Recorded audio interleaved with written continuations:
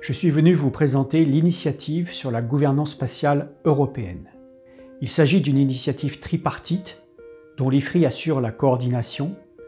et qui associe deux think tanks européens de référence, la DGAP en Allemagne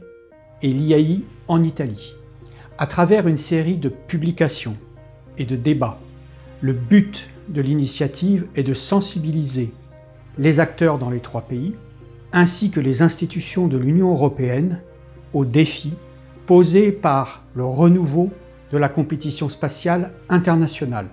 et d'en souligner les enjeux pour ce qui concerne le développement de la transition numérique en Europe,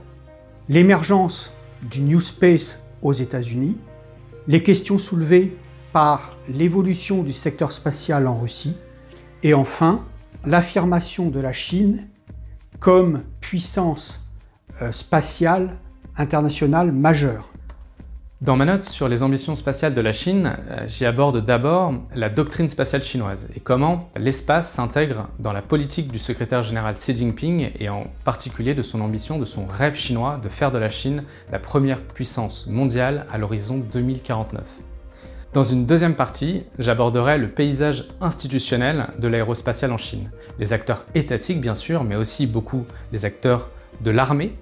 les acteurs incontournables que sont les industriels de l'aérospatiale, et enfin des émergents dans le secteur commercial de l'espace que sont les entreprises privées, ce que l'on appelle aux États-Unis le New Space. Et puis dans une troisième partie, nous allons explorer plus spécifiquement des programmes spatiaux chinois, que ce soit du vol habité et des laboratoires en orbite, jusqu'à l'exploration de la Lune et de Mars, en passant par, plus proche de la Terre, les constellations de satellites en orbite basse.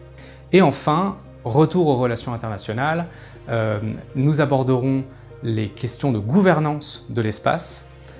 et comment la Chine cherche à peser dans les négociations sur cette gouvernance, et en particulier au sein des institutions de l'ONU. L'espace est plus que jamais au cœur des enjeux, des rivalités et des concurrences internationales, et la Chine est d'ores et déjà l'un de ces acteurs majeurs. En plus de la note sur la puissance spatiale chinoise dont il a déjà été question, je vous invite à consulter sur notre site les 3 autres notes qui ont déjà été publiées dans le cadre de cette initiative. La note sur le New Space,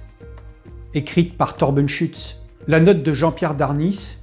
relative à l'importance du secteur spatial dans la transition numérique. Et enfin, la note de Florian Vidal, consacrée à l'évolution du secteur spatial en Russie.